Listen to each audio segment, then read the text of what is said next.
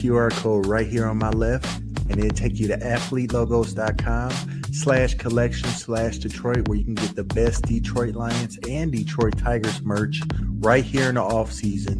While it's still the dog days of the spring, summer right behind. Stock up on merch, hitting this QR code right here on my left. Take you to athletelogos.com, and don't forget, go Lions.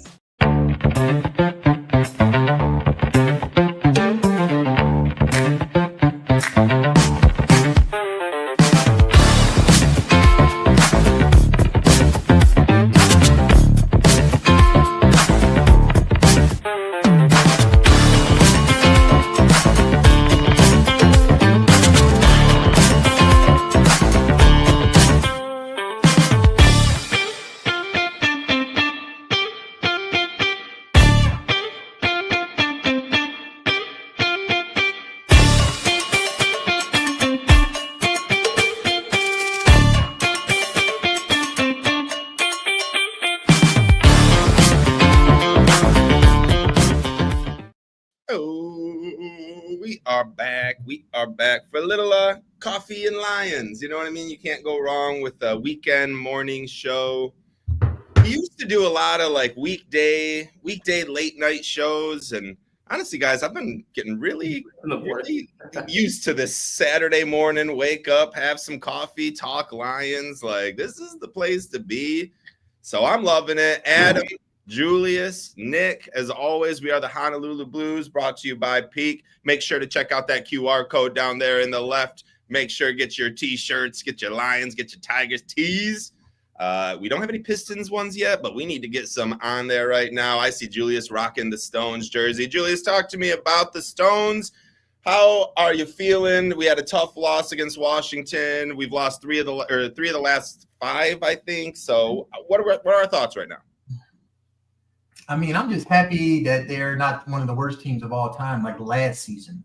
Remember that last year when they were one of the worst teams that ever exist in NBA history? Now we're fighting for a home playoff seed. Times are great. I try to catch every Piston game I can. They're one of the most entertaining teams in the league. And I just want to give a shout-out to Shaquille O'Neal because he's still super salty that Ben Wallace emasculated him in the 2004 finals. It was so glorious to watch in 5 games. He couldn't do shit. Shaq Diesel my ass. Go Pistons. Hey, fucking, he didn't even know. He thought we were like 5 games under 500. He don't even know who Cade Cunningham is. Adam, talk to us about the Stones. Dude, how you feeling right now about watching them? Yeah, the Wizards' loss was disgusting, especially at home. Those are the ones we got to win. It's all right.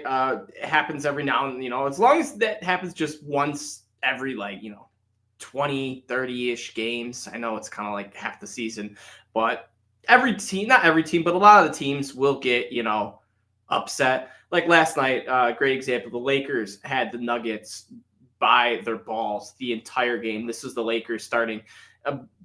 Dalton Connect, Austin Reeves was their best player. Luka LeBron, everyone was out. So Bronny James was getting play time to show you how that was. And they almost won, didn't. But, yeah, I think some of these bad teams will just luck into wins. At the end of the day, they're all NBA players. All you have to do is just get hot and, make your shots. And that's kind of what they did. I think it was like a 126, 125 loss, something like that. But Pistons still going strong. A lot more hype for them than the Red Wings, who are just taking a major, major fall from earth. So hopefully the Wings get back on track just to, at least make things interesting these last, 6-10 games where we can watch them and they don't get eliminated too early. But yeah, man, the Pistons are doing great. Shaq, I agree with you, Julius. What a little bum statement. He's still so salty. And there was even another video that resurfaced of when Shaq was on the Miami Heat of Ben Wallace, absolutely all ball stuffing him. And Shaq, what does he say in the post-game presser? He goes, they asked him, Shaq, what do you think about Ben Wallace challenging you at the rim? And he goes, oh, that's a foul, little lady. Don't talk to me like that. And it's like, oh, come on, Shaq. Come on, man. Respect the fro, baby. Respect it. Respect it. Ben, do you think it was a foul, or do you think it was? Do you think that was a clean block? Yeah, he does. He does. He's like, yeah, guys, Shaq doesn't know what he's talking about. He never has. Really, this Shaq comment made me realize that, like, I never really watched like Shaq and Chuck on NBA Live or whatever that was, NBA on TNT or whatever. And I never really knew. Was he always like? Did he always have bad takes like this? Like, did he just not know? They're very entertainment driven as opposed to like analytics and like watching all the games. Like Shaq and Chuck, like they follow probably like 6 to 8 teams. That's gross, dude. Oh, you're muted, Julius. Are you trying to talk to us right now? They hold grudges, bro. Shaq and Barkley, they from times back when, getting swept in 8-5 games by Ben Wallace. He remembers that 20 years later. So that's the way it is. We do too. All right. Yeah. Pistons still 6 seed. We're still fighting for the 4 seed. Couple losses. We don't love it. We needed to beat Washington. We got the Thunder tonight, best team in the West. This is going to be a great game. The Red Wings drop another Carolina yesterday. It was brutal. I am wearing my Red Wings hat, even though we can't see it because I'm hidden behind the ticker. I'm out. I'm out on the Wings this year. I mean, I'm still going to believe. I'm still going to watch every game, but I wouldn't be betting money on them right now. I was hoping that we really were going to pull the magic that the Tigers had last year and that the Pistons have this year. But yet again, March for the 3rd season in a row has been our bugaboo. So we'll see what happens next year. I'm glad Yzerman didn't go heavy at the trade deadline to try to make this team better because this team just isn't it yet. We still have a lot of young guys coming. The foundation is there with Raymond and Sider and all these guys, Soderblom and Edvinson and all these guys. We just, it's a long process. But what isn't a long process is NFL free agency. We are pretty like as much as we're only 1 week into it, we're pretty much done with it because there's not many players out there. But there was a lot happening in that first week. We didn't do any special shows come in during the week or anything like that. We're just going to recap everything we've gotten through. So we're going to start off with the guys that the Lions signed that were not on our roster before. Leading us off, we went and got PFF's. I think he was number 1 PFF rated cornerback Reed from the New York Jets. 3 years, $48 million, $12 million less than what Carlton got, and we'll get to Carlton in a bit, but we'll probably talk about him here in this because it's a very easy comparison. But we get DJ Reed as our new cornerback 1. We'll go over to Adam first. What are your thoughts on this signing? Did you like it? Were you happy? Are you like, nah, is it a push? What are you thinking? A lot of people like this, and I'm going to be one that just I didn't really like it. I loved it. It was amazing. To be able to get DJ Reed, $12 million cheaper than Carlton Davis. Granted, the Patriots, might have had to pay up a little extra, and quite possibly could have done that with DJ Reed. But we got him, boys. We got DJ Reed and DJ Reader. The DJs are about to go insane. I can't wait to say that 1,000 times next season. I hope they just both stay healthy. I need to see DJ Reed, DJ Reader just wreak havoc for one game. But DJ Reed, he started off, I believe, in San Francisco. I didn't think so. It was a short stint on whatever team he started with. But then he went to Seattle and that's where he kind of got his breakout with Tariq Woolen, and then the Jets grabbed him up last year or a couple years ago, and he's been playing side by side with Sauce Gardner, another elite cornerback. So hopefully he learned a thing or two from Sauce and can teach that to the young boy Terrion. But yeah, I love this signing. I do wish it wasn't just this big splash. I wish there was more, but if it is just DJ Reed as our just main big signing, then I'm okay with it. Yeah, Julius, let's go over to you. What are your thoughts on this signing for DJ Reed here? It fills a need, as we saw Carlton Davis make his exit out. I think he's a slight upgrade over Carlton Davis, in my opinion. He's one of the best man coverage outside corners in the league the last 3 seasons. He's really good at staying tight with receivers without catching huge penalty flags. He's a student of the game. He could be a mentor for Terrion going forward, even though I still feel like next year Terrion is still cornerback 1. Hopefully, DJ Reed, if all goes well, he's one of the best cornerback twos in the NFL for our Detroit Lions. And so I'm just really happy that we got somebody because it was really, really dry there. I thought we weren't going to sign any big names. But just like the last season and the last couple seasons, really, Brad Holmes goes into the cornerback veteran free agency pot. So I think in future seasons, we can always kind of look at, he doesn't mind signing these guys, these veteran corners, as well as drafting promising rookie corners and having that pair together in the secondary. So I think we're done at cornerback, to be honest. I don't see us picking a high corner in the draft. We might get one in the middle to late rounds. I don't see us signing another big name to mid name cornerback, Rasul Douglas or whoever's left out there. So I see DJ Reed, Terrion Arnold, Amik Robertson, hopefully Enes Rakerstraw, and I think we let Vildor go, and then the depth is really low after that. So if we could sign another low to mid level guy or draft another low to mid level guy, we're ready to go to camp. Yeah, I kind of agree with all of that. I think the idea of us drafting a cornerback has now been pushed down to like the third, fourth round. I don't see us signing another one, but this DJ Reed signing was huge just because we did get to save the money for a guy who, like, the difference is Amik Robertson. I'm sorry, Amik Robertson. No, I love Amik Robertson. The difference is Carlton Davis had just a few more interceptions. Right, he's a little bit more of a ball hawk than DJ Reed, but Reed, the way I can't remember which one you brought it up, the man coverage. That's all he does. He's so good at man coverage, and that's what we play. This is an amazing signing. Now, I don't think he's going to step in and just be 10 years or 10-fold better than Carlton Davis. I think DJ Reed is very comparable. I think they're going to be just as good, but I think where he stands out is the on-field presence for 16 games, 17 games, and more. Davis, had a strong presence, and we loved him. But after that broken jaw, he never came back. And I don't know, man. He's never played a full season. I think this is a huge upgrade. We obviously wanted Carlton back. The reports came out that we were pushing to get Carlton back. We wanted another good cornerback. I think Brad Holmes and Dan Campbell saw how much better our team was when our secondary had legitimate pieces as opposed to Vildor and Cam Sutton starting our playoff games. So we were getting one, and I like the DJ Reed signing a lot, but we're going to move on.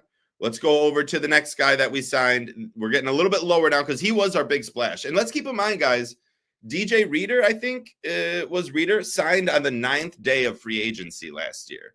We're only on day 6 right now. So, I mean, there are still big names out there. We still could make a trade for Trey Hendrickson or something. I think that's a little bit out of our price range, the ask is a little bit out of what we want to pay. But I'm just saying it's not over. DJ Reed might not be our one all big signing by the end of the year, but for the first week, he definitely was. We also had Roy Lopez, 1 year, $4.6 million coming over from Arizona.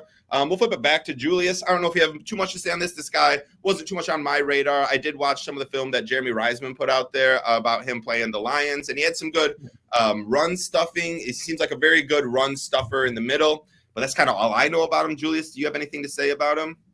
I mean, I looked into his background. It seems like he feels like a good, perfect backup role for Alim McNeil, just in case, we've seen Alim, the dream, which, by the way, I just want to throw this random fact in. Alim McNeil is a recording artist. He's also a singer, rapper. He does very well. I'm a big fan of his stuff. But just in case he gets injured next year, either on the field or in the studio, we have this guy. What's his name again? It's all right, Roy Lopez. And I love Roy Lopez. I knew the Lopez. I was about to call him Tony Lopez there, but Roy Lopez. He feels a really good. He can play 10 to 15% snaps a game. Give Alim some breathers there at nose tackle. They're in the A gap, and I think it's a pretty good signing. And Brad Holmes never overpays for these guys. Right. He didn't give him $15 million, or some crazy, going off his potential. So I think it's a great signing. I have no whiffs about it. I love that. Adam, we're going to come over to you. I'm going to ask you the same question about Roy Lopez, if you have any thoughts, comments on him, concerns. But I also want to ask you, what does this mean for Broderick Martin, do you think? I think Broderick Martin's gonna. I think he could be a cut candidate. Honestly, I think he's gonna have to fight to keep his head above water. We brought back, Levi. We signed Ezekiel Turner. There was a bunch of just little defensive linemen. So you really know that Brad Holmes is addressing the defensive line, which I absolutely love. Roy Lopez kind of, yeah, so funny. I have called this guy Roy Hernandez and Roy Perez to my dad. So Roy Lopez, I just the Mexican last names just mix me up, man.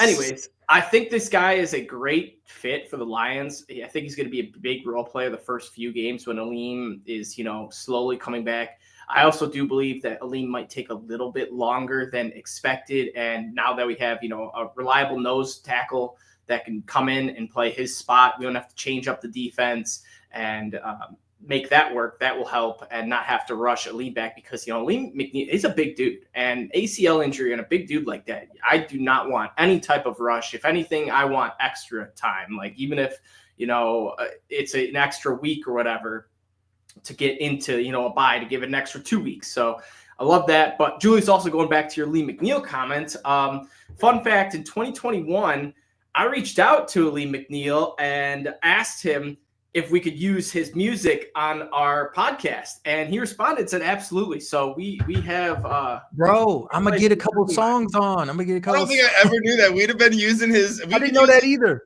You'll use that as an intro, dude. That's hilarious. We'll have to get back in touch with him, but we'll see. Maybe next time you come watch his rap name is called Dream. Yeah, it's just Dream. Yeah. Yep. Yeah. And he's got a pretty good voice. It's some good stuff. I like his music. Yeah, he's solid. That's awesome. I love that. All right. So for me, Roy Lopez didn't really move the chain for me. I am a little bit nervous now when it comes to Broderick Martin. Ooh, am I lagging? Hey. Anyways, and what I liked about him though, when he was signing, my man had his cowboy hat on. Him and Rodrigo are going to be together, and it's going to be fantastic. So I am excited to see those two Cowboys just rocking it out in Detroit. Julius, we'll go to you. We got two more guys that we signed. Grant Stewart, linebacker, special teams player from Indianapolis, I believe, 1-year deal. And then Kyle Allen, quarterback, 1-year guy I got to meet at the Senior Bowl way back in the day. Julius, either of these two guys mean anything to you? Does Kyle Allen mean anything about Hendon Hooker to you? Like, is Grant Stewart just a good linebacker, special teams player? Maybe the germ, taking over the germ role? What are you thinking? Anything? Honestly, I think the Lions. I think Brad Holmes is just trying to, light the fire under Hendon Hooker right now. Like, hey, we're bringing you some competition to camp. You know what I'm saying? You got to show off. This your year. This is your year, Hendon Hooker. So you either going to come into camp and solidify yourself as a future NFL starter, or you're going to let Kyle effing Allen, who's not bad. He's a decent backup career rise. But to be honest, right, we all want Hendon Hooker to ascend this offseason. And if that's the case, Kyle Allen won't make it out of preseason. So not really thinking there. Grant Stewart is a tight end. No, linebacker, special teams. See, Grant Stewart, just like my boy Roy Lopez, who shout out to him, Hispanic Heritage Month, underrepresented community in NFL, and they do. We got two of the best with Malcolm Rodrigo, you mentioned, Nick. So shout out to him, but Grant Stewart don't know too much about, but I trust Brad Holmes. Yeah, amen. Adam, did you have anything you wanted to mention about Kyle Allen, Grant Stewart? Yeah, I agree with Julius. I definitely think that this was Brad Holmes sending just like a little subtle message of, hey, this number 2 spot isn't yours. You have to earn it again. This is going to be year by year. You got to earn that backup position. So if you don't play well, don't play well in preseason, we very well could go other ways. And not saying that's what's going to happen, but I definitely think this will apply a little pressure. I love it. I don't expect Allen to be on the team. I expect Hooker to be the 2. And then always nice to bring in some linebacker depth. Also, Lions did, I think either last night or this morning, make another signing. We signed Kenny Yeboah, tight end from the Jets. Another little small signing. Interesting because I want to say we did tender Shane Zylstra, so I think he's still on the team as well. Brock Wright as well on the team. Sam Laporta, of course. So tight end group is looking solidified. I think we're just, trying to add some more bodies because we have had injury history with the tight end in the past. Brock Wright, Zylstra. I believe there was one other. Laporta was injured a little bit. Yeah, even Laporta. So, it's good to have bodies there and taking shots. And also Kenny Yeboah he's a solid, big kind of red zone tight end. So it's kind of a different style tight end than what Sam Laporta and kind of Brock Wright are. I love that. Yeah, I don't think Kyle Allen means much for Hendon Hooker, though it always bugged me that we made Hooker the emergency quarterback and had Bridgewater be the backup in the game against Washington, where Bridgewater had to come in, which ultimately led to a JMO sweet touchdown, and it was awesome. But ultimately, it was like, dude, we've had Hooker for 2 years. We what do we not see in him? But ultimately, I don't think Kyle Allen is going to push Hooker out of the quarterback 2 job. We just have to have 3 quarterbacks. We get to have 3 quarterbacks. We get to have an emergency quarterback. And I think what this says to me is that Bridgewater is just done. Bridgewater is not coming back after he wins another high school championship as a coach. He is not going to come back and be our backup quarterback for the playoffs yet again. Still trying to get him a ring. If he wants a ring, he can just come coach with us. We lost JT Barrett. We did get Marquise Tuiasosopo, but come on, Bridgewater. We'll take you. We also still have Jake Fromm on the roster. I don't know if you mentioned that, but he played really well. I liked Jake Fromm last year in camp and preseason. So I kind of forgot about Jake Fromm. So it's Jake Fromm, Kyle Allen battling for the quarterback 3. And is the way I like to think this is it.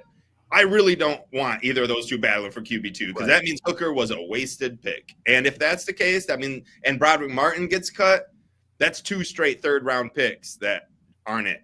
Brad Holmes, 3rd round. Yeah, Brad, come on now. We'd stick up for you for all your draft picks, but I want you to be 100% every single year. You know what I mean? I want 8 all-pros drafted every single year, and anything less is ridiculously low. I don't like it. That's the one bad thing about Brad Holmes is he raises our expectations too high. So, Like 5 years ago, if 2 guys didn't make the roster, whatever. But now if 2 guys that we drafted don't make the roster, where it's like, what's happening? The first draft class, and it goes back to that first draft class was so successful. That 3rd round pick, Aleem McNeil, the dream. Yeah, exactly. We'll move on to some guys the Lions re-signed. I'm just going to fly through all these names. We'll highlight a couple players if you want to, but I'm just going to fly through them first in order of how they got paid. Derek Barnes, 3 years, $24 million. He's back. Levi Onwuzurike, 1 year, $5.5 million. He's back. Tim Patrick, 1 year, $4 million. He's back. Marcus Davenport, 1 year, $2.5 million. Call that. He's back. Anthony Pittman, 1 year. Ezekiel Turner, 1 year. Our boy Dan Skipper, 1 year. He's back. Miles Anderson, 1 year. He's back. Craig Reynolds, 1 year. He's back. Out of all these guys, we'll start with you, Adam. Barnes, Onwuzurike, Patrick, Davenport, Pittman, Turner, Skipper, Adams, Reynolds.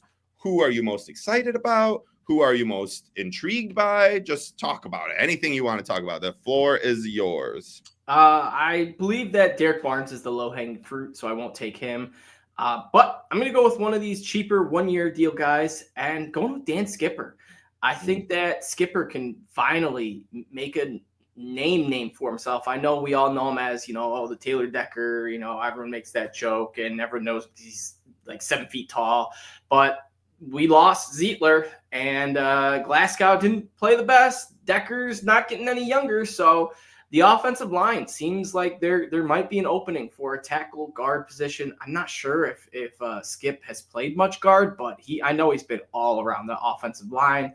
So it would be cool to see if he could, take another step and maybe not even be a starter, but just be that Evan Brown 6th man offensive lineman we had a few years ago. The Michael Beasley, I would say, of offensive linemen. Give him the 6th man of the year. I love Skip. Julius, out of all those names, who you want to talk about? And shout out to Dan Skipper. He did start a couple games at right guard for us in 2023, I believe. And he did a pretty decent job, especially in the run game. But the guy I'm also going to leave the low-hanging fruit of Barnes and look at the offensive side of the ball as well with my guy Tim Patrick. To me, this spells that they really liked his whole body of work last year, and going into another healthy season with his repertoire with Jared Goff, which I think was one of the strongest on the team. I think Jared Goff even mentioned a few times that he was one of his favorite targets on the team.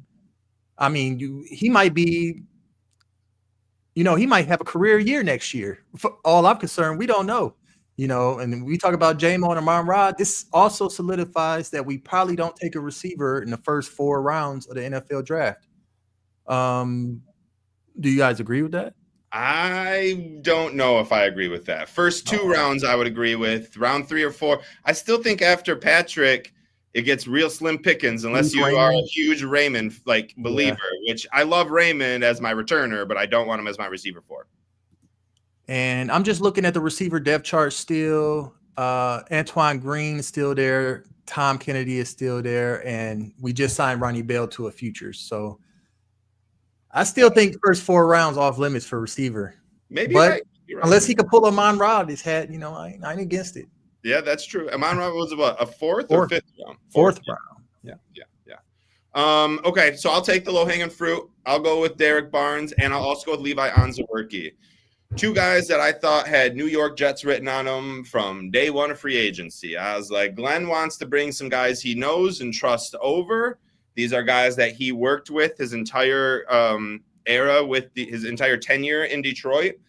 But Brad Holmes is doing something that we've never seen. And as kids who grew up with Madden, I almost don't think we or a lot of people aged 35, 38 and under understand, which is not just exploiting all the money you have in free agency to go get the most notable names on free agent market. I see it all the time, and very rarely does it actually work out. The Rams were very successful at it, but I think the Bears are trying to do it this year. I've seen the Eagles do it in years past and not be successful. They have learned. The Vikings? Exactly. And I think what we've learned, what Brad Holmes has learned, is that that's not going to do it. Now, you do need to go get a few plugs. You know what I mean? You need to get some plugs from free agency. You can't just be a no-name in free agency, but you can't just go spend all your money. Every year we have this rollover money because we have money to spend. I think that's really smart. I'm okay with the fact that Brad Holmes is building the Detroit Lions his way and not the fans' way. And if you go on Twitter, if you go on any social media, it is like, we missed out on this guy. We didn't trade for this guy. We should have got Chase Young at the trade deadline like a couple of years ago. We should have got this at this deadline a couple of years ago. Well, look how the Eagles draft. And I'm not willing to, and I've made this argument multiple times on the show throughout this offseason, because I'm not willing to trade all my draft picks for Myles Garrett or Trey Hendrickson or all this stuff. I want my draft picks. I want Brad Holmes guys, not a good player that the NFL, that ESPN spotlights to make people think that he's one of the best players. You know what I mean? Like that's the difference. And I think us growing up in the Madden era has just like, oh, dude, all you got to do is throw all the cash that you have in your cap at these guys and you'll get some of them. And then your Madden team's a 99. You go win the Super Bowl every year. It's just like, that's not how the NFL works. So I think it's crazy of fantasy and reality. I think the way that Brad Holmes is doing it by re-signing Derek Barnes, Levi Onwuzurike, guys that he's drafted and trusts, is really special. And it's going to make our team. I tweeted this out. We went 15-2 last year with like 98 guys on the IR. Why would we think we need to blow up our team and go get all these guys from other teams that teams didn't want to re-sign or extend or want to trade away? And that's who's going to make our team better. That doesn't make sense. What's going to make our team better is the freaking water that Water Boy drinks at the end, so we just don't get freaking injured anymore, from the glaciers of Alaska or wherever that was. You know what I'm talking about, Adam. But anyways, I really like that we brought Barnes back and Onwuzurike. But let's talk to some guys talk about some guys, not talk to. I wish we had all these guys on our show. Let's talk about some guys that we didn't bring back. We did mention Carlton Davis already. He got 3 years, $60 million from New England. Ife Melifonwu leaves for 1 year, $3 million to Miami. It's pretty low. Kevin Zeitler leaves 1 year, $9 million to Tennessee, which I don't know if I understood. Maybe he's got family in Nashville or something. And then Kindle Vildor is gone. He's to Tampa Bay on a 1 year deal, $1 million. Adam, of the four names, Carlton, Iffy Melifonwu, Kevin Zeitler, however you want to say his name, Kindle Vildor, of these guys, who's most impactful for leaving, I guess? I'm going to go Zeitler because it would be Carlton, but we did replace Carlton with DJ Reed, so that was kind of an offset. But Zeitler, going to Tennessee was a little odd. My connection is that I want to say his wife just probably wanted to live in a warm state. She went from Baltimore to Detroit the last few years, so it's kind of not been the best weather. And, now they're going down into Nashville, where I do believe that, maybe that's where he wanted to retire. Maybe he wanted to, have a home in Nashville, and that's where he wanted to live. And so, great start for him. Wish all the best for Zeitler. He was phenomenal for us last year. But some of these little signings that I think we are going to miss out. It's so funny. Everyone's just like praising that Vildor left us for good, and everyone's so happy. But, I wouldn't have minded Vildor back. He was a solid, fourth, fifth DB. And what a lot of people didn't realize, and what they still don't realize, is they were treating this dude like he was a cornerback 1, cornerback 2. And it's like, no. That's not him. So stop expecting him to come out there and light it up. He's going to have bad plays now and then, but he's going to make a couple good plays every now and then. So Vildor, I don't think it's a huge miss, but it is what it is. At least it will keep, Lions Twitter happy, because when Vildor, gets one pass interference, all Twitter lights on fire. So glad that won't happen anymore. But yeah, Zeitler. I would argue on Vildor, it's like, I think we've seen his ceiling.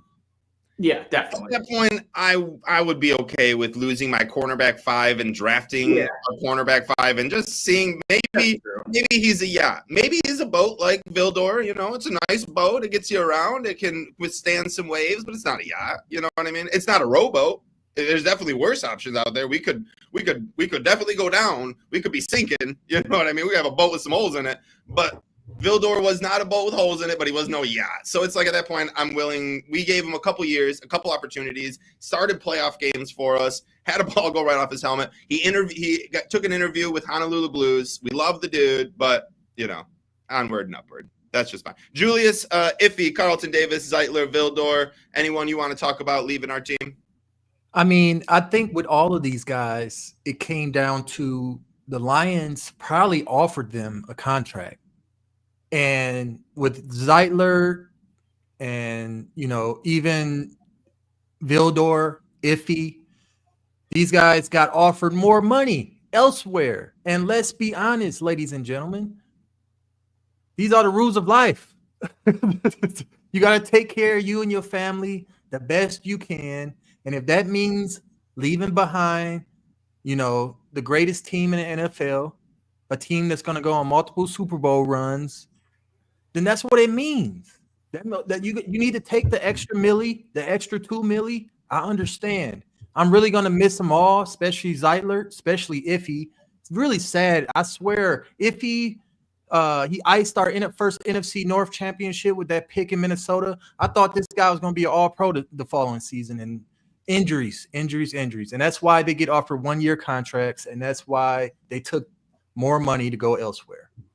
Which is so right. Like, I mean, get your money. You don't know how long you'll play in the NFL. You know what I mean? There was once a time I thought, how am I forgetting his name? Amani Arorie was going to be like here Mr. for a while.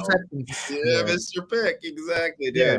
So you never know what's going to happen. Get your money. We had this conversation last year before I left for Germany. I'm like, hey, I got to go. I'm going to miss it all, but I got to take care of my family, man. I got to do what's best for me. And that's the same thing. I was a free agent. They were free agents. We do what we got to do. That's true. I think Iffy is I think Zeitler's the biggest free agent loss for sure. I think it's the biggest free agent loss. Adam, you hit it right on the head. But I think Iffy is the most surprising to me. $3 million to go to Miami for 1 year. I am just shocked that, we got some cap space. We're like top 10 in cap space. You're not going to just draft a guy that's going to come in and do what Iffy does in his 5th year. No, I don't think Iffy's ever going to be Kirby or Brian Branch, but Iffy's a really good depth piece for $3 million.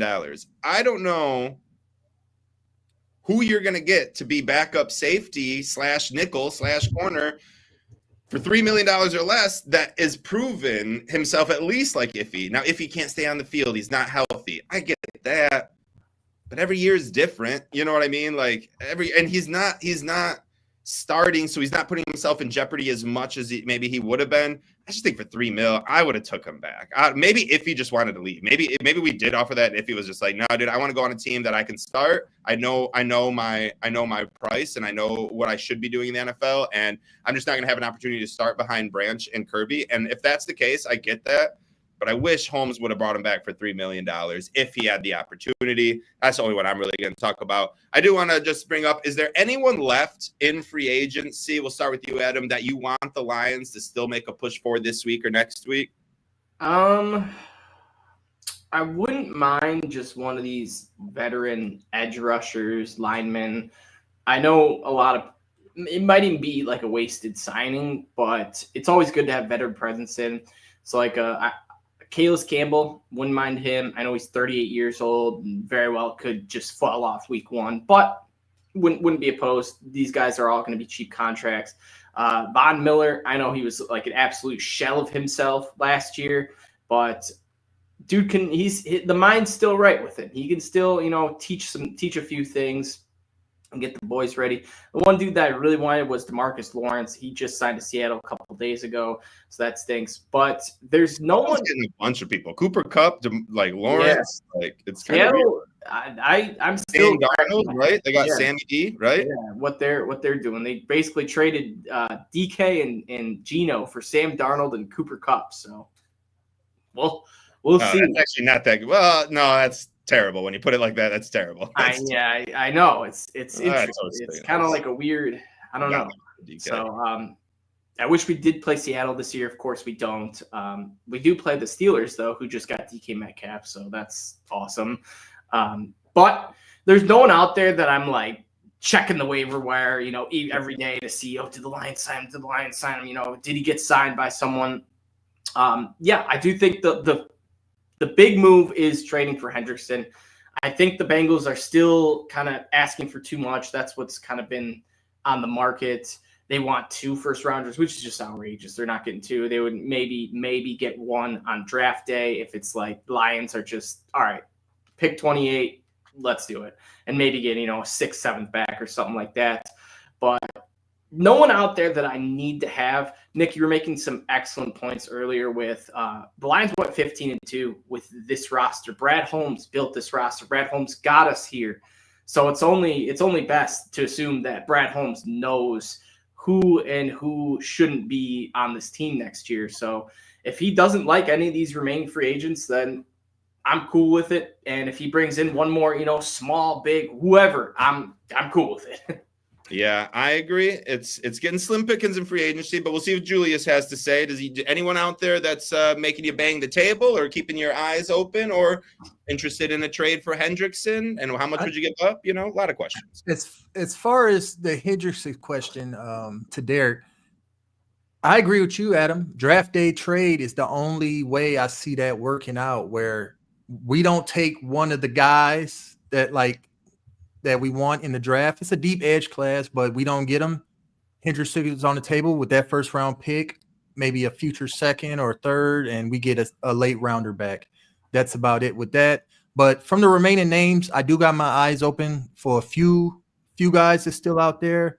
On the offensive line, I'm not entirely sold on Graham Glasgow being our starting right guard next season, or Christian Mahogany continuing his strong play and not having a sophomore slump, even though I'm hopeful for the guy. But guard Tevin Jenkins and guard Brandon Sharif is still both out there. Brandon Sheriff, I think you called that. But I think I mentioned Jenkins last show. One of my guys that was on my list. I just think he's a nasty run blocker, and he'd be better than Graham Glasgow in that regard. Maybe give him a 1-year, $6 million, $7 million prove-it deal. He's still young. Another still young guy out there on the opposite line, Azeez Ojulari, 24 years old, almost 25. A little bit of production, poorly graded player, but you put him on the other side, 6'3", 250. He ran a 4.6. You put him on the other side of Aiden Hutchinson, you never know. 1 year prove a deal, $8 million. I don't know how much he wants, $10 million. But we talk about Brad Holmes don't like to do stuff like that. Quandre Diggs, if you want to bring him back, he has that grit. He adds some safety depth. I'm still sort of worried about safety, especially after losing Iffy. And last but not least, Edge Zadarius Smith. I don't think he's got signed nowhere yet. And I don't know what negotiations were looking like when he went off to see what else was out there, but I'll take him. I love it. As the sun's shining in on Julius, let's you're muted. We can't even hear your comeback on that. All right. I'm out. He's like, fuck this sun, bro. It's all up in my eyes.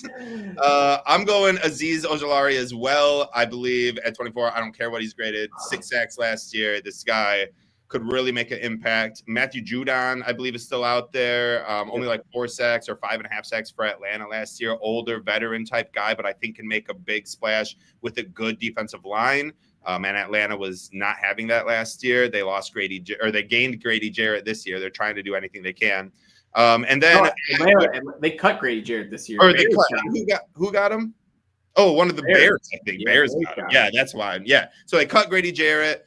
Matthew Judon, free agent, like they're just not a good. But that just tells you, if they're cutting Grady Jarrett, obviously the defensive line wasn't producing around with Judon. Exactly, and that's why I think Judon had low stats, not because Judon is getting too old. I also like Charles Omenihu. I brought him up a couple times. I've always been a big fan of him. He was on Kansas City the last couple years.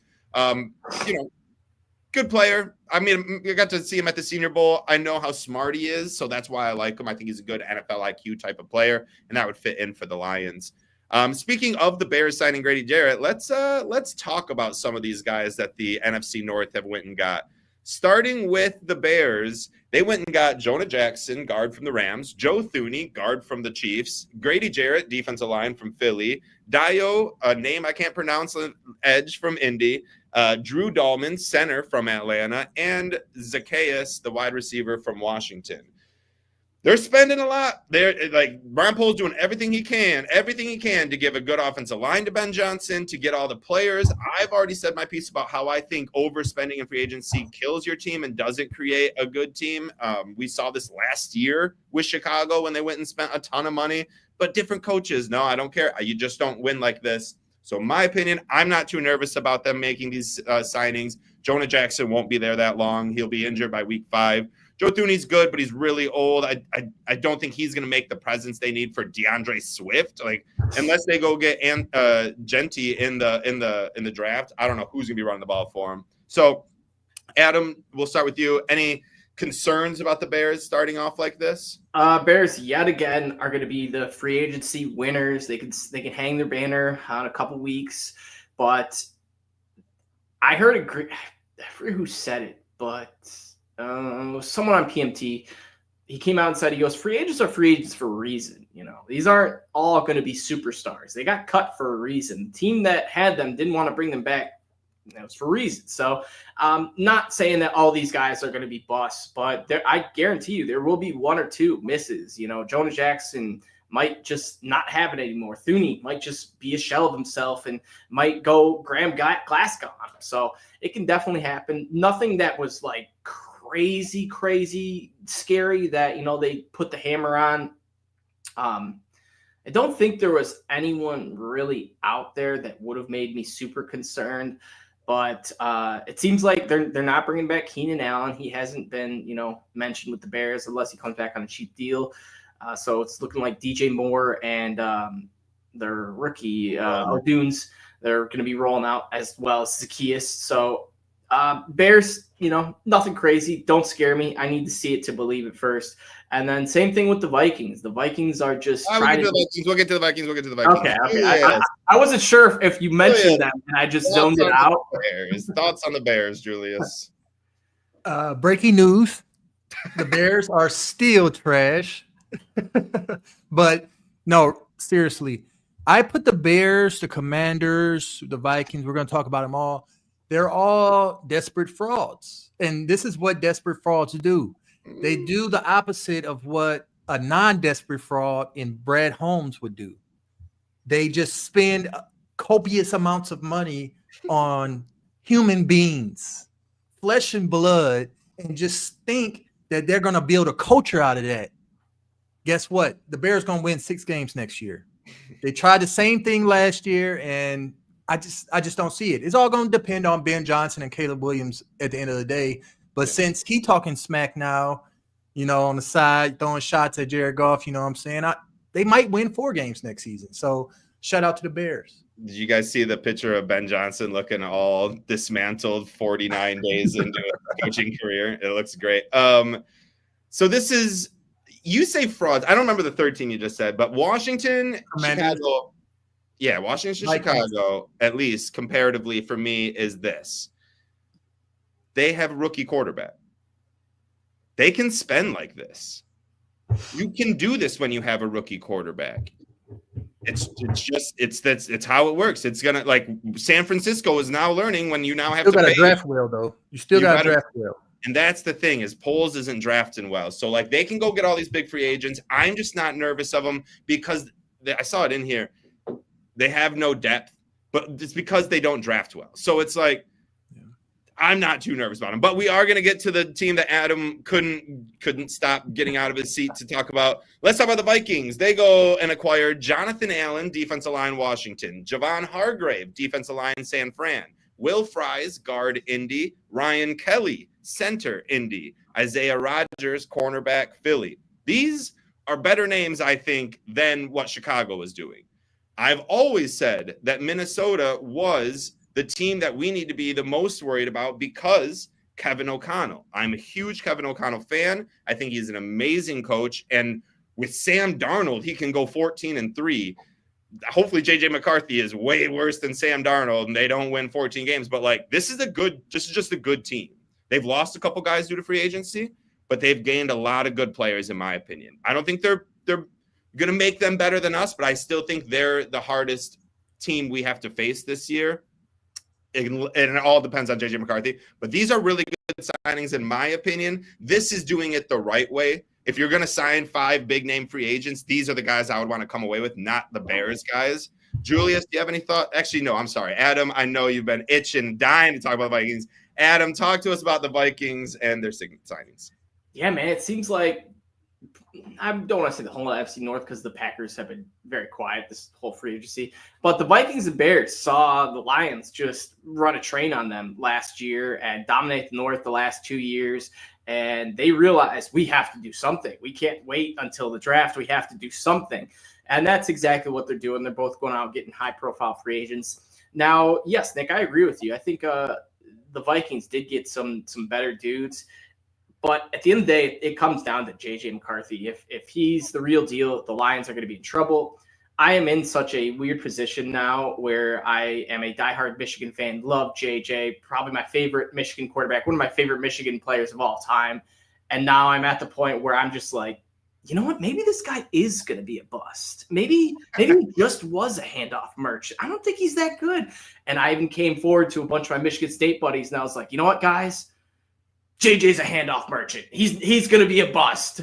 So I flipped script. JJ, I hope he burns out in Minnesota and has a great career elsewhere and just does that. But, yeah, Jonathan Allen, Hargraves, those are a couple solid defensive line pieces that, I wouldn't mind the Lions to add. So the Vikings to get in, it's tough. They were our biggest challenger last year. Now, I don't think they will be able to repeat like that. I don't know what it was, but Kevin O'Connell was like 8-0, maybe even like 9-1 against in one-score games. It's going to be tough to win one-score games with a rookie quarterback. So good luck, Minnesota. I'm not too concerned, not too like, oh my gosh, they might win the North, which I'm also very curious to see when they put out these NFC or just like the NFC North winners and what the odds will be. Because I think the Vikings, they'll be slightly behind the Lions. I think it'll be like Lions plus 120, Vikings plus 140, kind of similar to what the odds are looking like in the Tigers division. So it's going to be interesting. Julius, thoughts on the Vikings acquiring Jonathan Allen, Hargrave, Will Fries, Ryan Kelly, Isaiah Rodgers? They're obviously trying to strengthen their weaknesses. interior offensive line and their interior defensive line were both major weaknesses of the Minnesota Vikings that they're trying to correct. But like you guys said, I believe that as long as Jared Goff is the best quarterback in the NFC North next year, the Lions are the best team. So Caleb Williams, J.J. McCarthy, and Jordan Love, I think, are all still proving themselves. J.J. McCarthy, like you, Adam, I'm a huge fan of. Matter of fact, I was telling the Bears and their fans that they're going to be idiots for drafting Caleb Williams and missing out on JJ. They missed out on him. I told them they were idiots. I told them Caleb Williams is going to be a bust. I still believe this. However, if JJ McCarthy is a franchise quarterback in Minnesota, that could spell problems for Detroit. You know, we're going to be battling them again for that crown next year, and we're still worrying about Green Bay over there. It's just still a tough division. So as far as the Vikings, congratulations on trying to – I still don't think they're a great free agent signing team, but it's going to depend on the quarterback. And I think as long as Jared Goff is the king of the North, the king of Detroit, that the Lions are the king of the North. So that's how I feel about Minnesota. Yeah, I 100% agree. And I also do think, you know, at the end of the day, coaching comes down to a little bit of it. And I know Kevin O'Connell is a phenomenal head coach, but Dan Campbell has his number. Dan Campbell kind of has everyone in the NFC North's number the last couple of years. I shouldn't say Ben Johnson because he's new, so we'll see how that goes. But Julius, before we wrap things up, we had Nick's computer died, so he had to bow out. But there's been some murmurs, some news about maybe J.J. McCarthy won't be the starting quarterback for the Vikings this year. Maybe it'll be none other than Aaron Rodgers, who will follow the exact career arc of Brett Favre. So, Julius, I heard 97.1 talking a lot about this. Valenti was deathly afraid of Rodgers. I laughed about it. But if Rodgers ends up going to the Vikings, will your concern meter – all right, let's say if JJ's at a 5, will it go up or will it go down or will it stay relatively the same? If JJ is at a 5 with concern to the Vikings, if they sign Aaron Rodgers to be their starting quarterback next year or battle JJ for that job, my concern goes down to 3 because I think Aaron Rodgers is washed.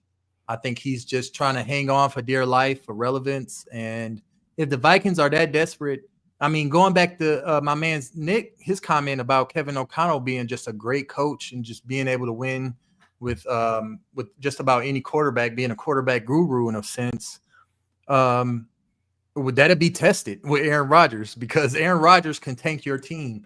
And so I don't think the Vikings got it in them, bro. I don't think they got it in them. I think they're going to roll with JJ. They might even draft another QB in the 3rd or 4th round to push JJ. But they're not going to bring it. If they bring Aaron Rodgers in there, the Vikings are done. Mark my word. I believe Diana Rossini reported that Rodgers was waiting for the Vikings to get back to him to make a final decision. I think it is coming down to the Giants, Steelers, and maybe the Vikings. I think the Vikings are kind of the odd man out. But there has been talks about it. And if Rodgers did go there, yeah, I'm with you, Julius, as well as Nick. It's great because he would be able to throw more passes to his father, Kirby Joseph. So that would be awesome to watch. Kirby would be able to, get another last laugh from Rodgers. But yeah, this isn't going to be like a Peyton Manning to Denver, Tom Brady to Tampa Bay, or even when Brett Favre came to Minnesota his first year. None of those guys tore their Achilles, Rodgers, it's not just torn Achilles. It's the head case, the media, the drama, the diva. He brings tons of baggage. So if Minnesota went out and did a bold move like this, I would absolutely love it.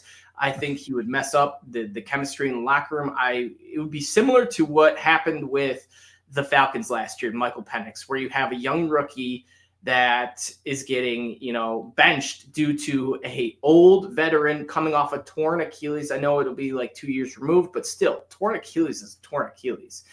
And horrible. Rodgers, I don't think would be able to mesh well. I don't think he would be, the mentor to JJ of, what they would kind of hope for. And I think it would just crash and burn. So if Rodgers wants to take the Minnesota job, albeit, but I'm fully prepared to be seeing JJ twice each year for the next couple years. Same here, bro. Same here. All right, Julius, I think that should do it for us. We did not get into our rookie draft profiles. We do one of those. Rookie spotlight. Yeah, rookie draft spotlights. Next week, we will get to that. I found a sweet dude, Landon Jackson, little preview, 6'7" edge rusher, absolute freak. We'll dive more into him. So James Pierce. We looking at the same position, bro. Same position. I want one more edge, man. One more edge. I know Brad Holmes he's drafted wide receiver, safety, running back. He's hit on everyone. And granted, he did hit on Aiden Hutchinson, but that was, a spoon-fed pick, Yeah. Any GM would have done that at pick too. So I would like to see Brad Holmes hit on a late first round or even, early or late second round type edge rusher. So that would be awesome. As always, check us out on Twitter, @SayEverything app, at Honolulu Blues _. Check us out individually at Everyday FFB for myself and the fifth top for Julius. And Nick's not here, but go check him out, Nick Faber NFL. And as always, if you're watching on Spotify, YouTube, give us a like. And as always, boys and girls, go.